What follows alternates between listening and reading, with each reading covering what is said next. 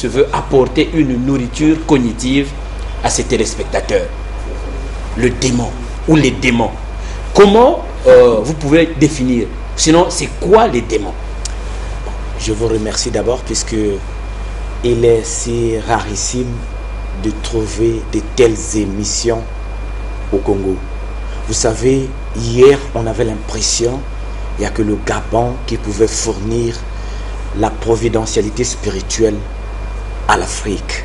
Mais aujourd'hui, vous emmenez la trilogie, le triangle, pour évacuer le peuple congolais de l'ignorance.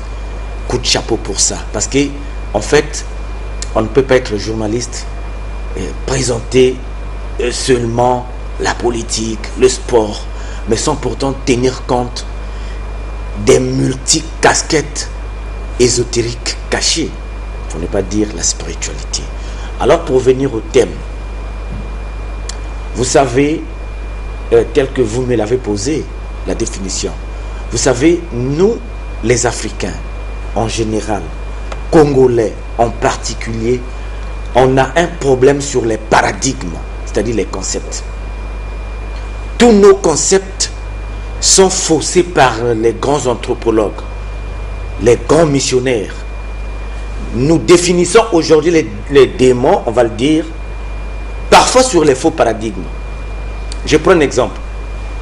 On prend le paradigme européen, démon, être surnaturel au pouvoir maléfique, dont l'existence est vouée à la perte des êtres humains, qui le pousse à faire le mal. Ça, c'est le blanc. Oui. Voyez ce paradigme. Oui. Et quand vous allez plus loin, vous allez voir, l'Afrique sera indexée. Lorsqu'il est démon, on indexe directement l'Afrique. Et c'est ainsi que sur ce billet, les télésévangélistes, les pasteurs, les docteurs, chrétiens bien sûr, les imams musulmans, emboîtent ces pas des faux paradigmes pour désorienter les gens sur les fausses définitions. C'est ainsi que votre mission a sa place d'être pour recadrer les véritables problématiques en matière de la démonologie. Alors, qu'est-ce que nous entendons par démon réellement? Réellement parlant. Le démon, je ne sais pas, à moins que vous avez... Non, allez-y, oui, vous êtes en train de... Le démon, selon l'Africain, d'abord, oui, et selon l'Européen après.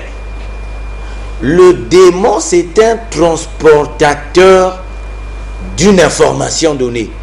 C'est un missionnaire. C'est celui dont vous avez fait ou accompli un travail rituel mystique donné, tant bien que mal, il doit le transporter.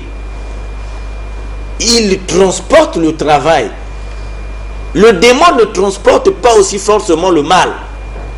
Vous voyez, dans le faux paradigme, on vous fait comprendre que le démon, c'est un être surnaturel maléfique dont l'existence est vouée à la perte des êtres humains. C'est ainsi que dans cette définition conceptuellement fausse, vous allez voir, on attaque les ancêtres à l'intérieur. C'est-à-dire, on fait comprendre aux gens que même les ancêtres africains, mais sont les démons.